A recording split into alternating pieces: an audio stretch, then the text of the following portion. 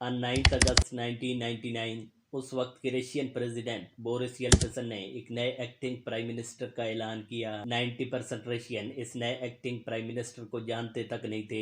इस अनाउंसमेंट के ठीक एक माह बाद रशिया के कैपिटल मॉस्को में एक बॉम्ब ब्लास्ट हुआ जिसमें 100 लोग मारे गए। इसके 4 दिन बाद 3 किलोमीटर दूर एक और ब्लास्ट हुआ जिसमें 119 लोग जान की बाजी हार गए। ऐसे ही एक बार पूरा रशिया धमाकों से गूंज उठा। इन अटैक्स की जिम्मेदारी चेचनिया मिलिटेंट ग्रुप पर डाली गई। अगली सुबह नए प्राइम मिनिस्टर ने नेशनल टीवी पर आकर चेचनिया ग्रुप को डिसमेंटल करने का ऐलान कर दिया और फिर ऐसे ही हुआ। रशियन मिलिट्री चेचनिया पर चढ़ दौड़ी। रशियन एयरफोर्स ने चेचनिया के कैपिटल ग्रोजनी पर इतनी बमबारी की कि देखती देखती पूरा शहर खंडर बन गया। रशियन मिलिट्री के इन अटैक्स की वजह से 80,000 लोग मारे गए। इसके ठीक 6 माह बाद यही प्राइम मिनिस्टर रशिया का प्रेसिडेंट बन गया और इसका नाम है व्लादिमीर पुतिन, जिसे आज मैं, आप और पूरी दुनिया सबसे ताकतवर और डेंजरस प्रेसिडेंट के तौर पर जानती है। लेकिन यहाँ सबसे बड़ा सवाल तो ये है कि एक आम सा जासूस इतना पावरफुल इंसान कैसे बन गया। साल था 1952 जब पुतिन सोवियत यूनियन के शहर लेनिनग्राड में पैदा हुए, जिसे आज सेंट पीटर्सबर्ग कहते हैं। ये वर्ल्ड वार 2 के बाद के जमाने की बात है। वर्ल्ड वार 2 की वजह से ये शहर मुकम्मल तौर पर तबाह हो गया था। करीबन 30 लाख लोग मारे गए थे। व्लादिमीर पुतिन के फादर भी उस वक्त सोवियत यूनियन की नेवी में थे और इसी जंग के दौरान शदीद जख्मी हो गए। इसलिए बाकी लोगों की तरह पुतिन की फैमिली भी इंतहाई गरीबी और मुश्किल से गुजारा कर रही थी। पुतिन कम्युनिज्म और गरीबी को अपनी आंखों के सामने देखते देखते बड़े हुए। गरीबी, भूख और हर वक्त जिंदा रहने की जंग ने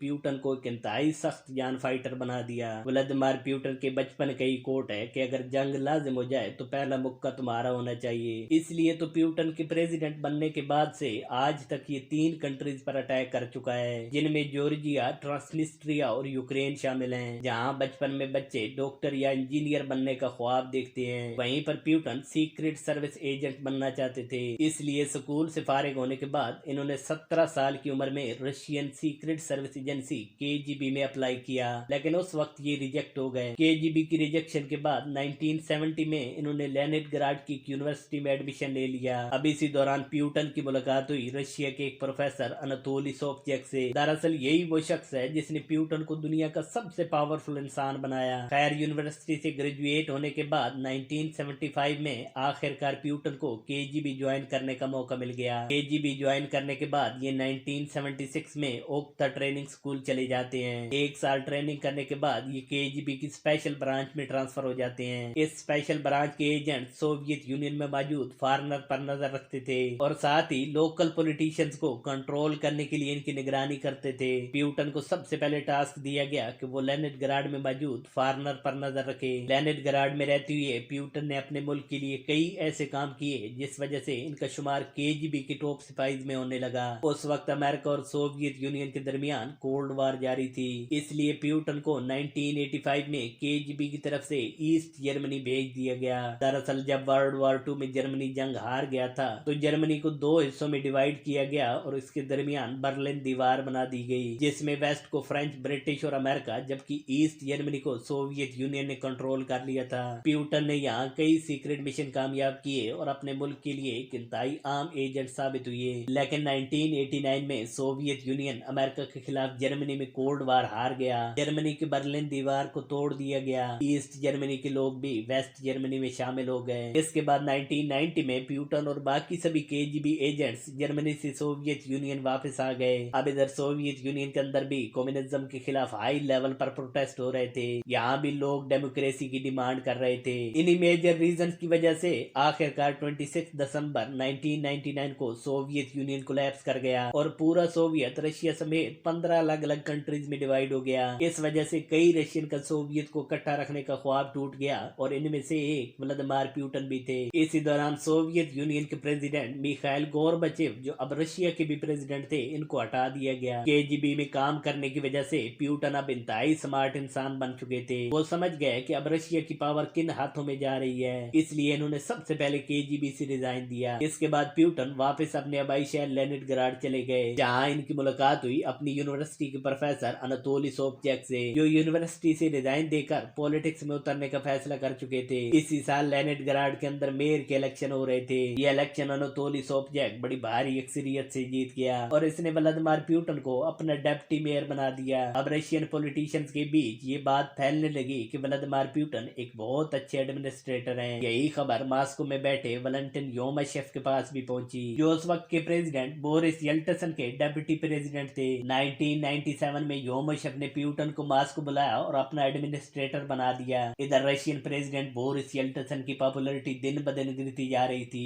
एक तो इस दौर में रशिया के अंदर करप्शन बहुत ज्यादा थी, दूसरा बोरिस येल्टसिन अल्कोहल एडिक्टेड थे। ये हर वक्त शराब पीकर नाच गाने में मसरूफ रहते थे। इसी वजह से रशियन इकोनॉमी मुकम्मल तौर पर तबाह हो गई थी। 1991 से 1999 तक रशिया की इकोनॉमी तहस नहस हो गई थी। ये रशिया की तारीख का सबसे बुरा दौर था, इसलिए अब बोरिस येल्टसिन पर बहुत ज्यादा प्रेशर था कि वो रिजाइन कर दे। ऐसी सिचुएशन में बोरिस येल्टसिन ने अपने डेप्टी योमाशेव से पूछा कि क्या वो किसी को जानते हैं जो इनको रिप्लेस कर सकता हो। तो योमाशेव ने कहा हाँ, और इसका नाम है व्लादिमीर प्यूटन। 1999 में बोरिस येल्टसिन ने व्लादिमीर प्यूटन को रशिया का प्राइम मिनिस्टर बना दिया, जिसके पास प्रेसिडेंट से कम पावर होती है। लेकिन फिर 6 माह बाद यही प्राइम मिनिस्टर रशिया का प्रेसिडेंट बन गया और रशिया की सारी पावर इसी के हाथ में आ गई। जब ये पहली बार प्राइम मिनिस्टर बना था तो 90% से भी ज्यादा रशियन लोग प्यूटन को जानते तक नहीं थे। लेकिन सिर्फ 6 माह के अंदर प्यूटन की पॉपुलैरिटी 2% से जम करके 45% तक जा पहुंची और ये रशिया की तारीख के सबसे पॉपुलर लीडर बन गए। और इसके पीछे वजह क्या थी?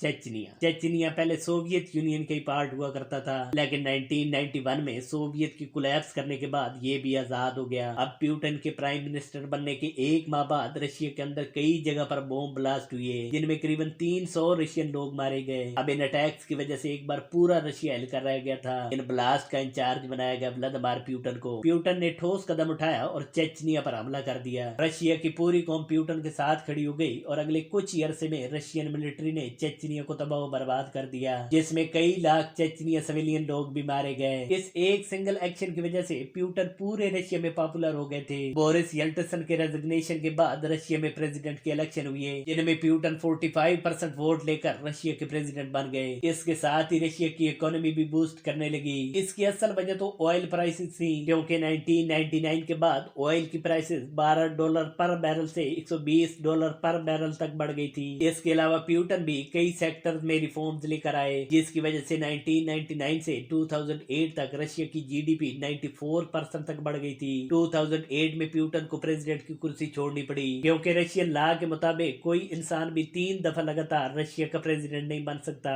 इसका हल प्यूटन ने ये निकाला कि अपने डेप्यूटी को प्रेसिडेंट बना दिया और खुद प्राइम मिनिस्टर बन गए। 4 साल बाद 2011 में व्लादिमीर प्यूटन 61% वोट लेकर फिर से प्रेसिडेंट बन गए और आज तक यही प्रेसिडेंट की कुर्सी पर बैठे हैं। 2021 में इन्होंने रशियन लॉ के अंदर चेंज किया, जिसके मुताबिक वो अब 2036 तक रशिया के प्रेसिडेंट रहेंगे।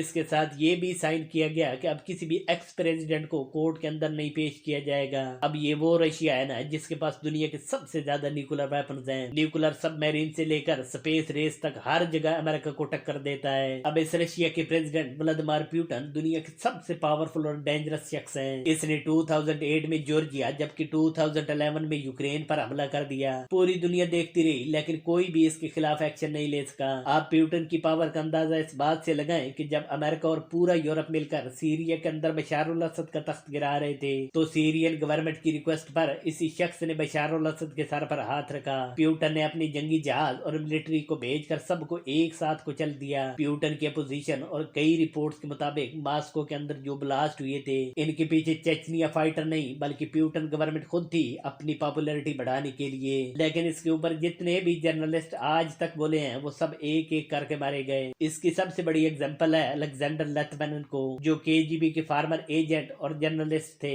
इन्होंने जब पब्लिक में ये सब कहा तो इन्हें अगले 4 दिनों में लंदन के अंदर जहर देकर मार दिया गया। ऐसा नहीं कि प्यूटन को कोई मारना नहीं चाहता, इन पर अब तक 6 असैसिनेशन अटैक हो चुके हैं, लेकिन इनकी इतनी सिक्योरिटी होती है कि आज तक इन्हें कोई टच तक नहीं कर सका। प्यूटन फिर से रशिया को यूनाइटेड रशिया बनाने का सोच रहे हैं। ये एक इंतहाई अच्छे डिप्लोमेट हैं। सभी कंट्री जो पहले अमेरिका और यूरोप अरब ब्लॉक में थे वो अब चाइना और रशिया ब्लॉक के अंदर आ रहे हैं। सऊदी अरब जो अमेरिका का सबसे बड़ा दोस्त समझा जाता था, अब चाइना और रशिया के साथ अपने रिलेशन बढ़ा रहा है। वर्ल्ड वार 2 के बाद रशिया में जो कुछ भी हुआ, प्यूटन इसका कसूरवार अमेरिका और वेस्ट को समझते हैं, इसलिए ये वेस्ट से नफरत करते हैं और इनसे बदला ले रहे हैं। इसी वजह से वेस्ट मीडिया रशिया और प्यूटन के खिलाफ हर वक्त प्रोपेगेंडा करता रहता है, लेकिन प्यूटन को इससे कोई फर्क नहीं पड़ता। वो अपना मकसद पूरा करने के लिए खुलकर अग्रेशन दिखा रहे हैं, जिससे लग रहा है कि वो न सिर्फ रशिया बल्कि पूरी दुनिया का नक्शा बदल देंगे। प्यूटन पावरफुल होने के साथ साथ दुनिया के सबसे रिचेस्ट पर्सन भी माने जाते हैं, जो सीक्रेटली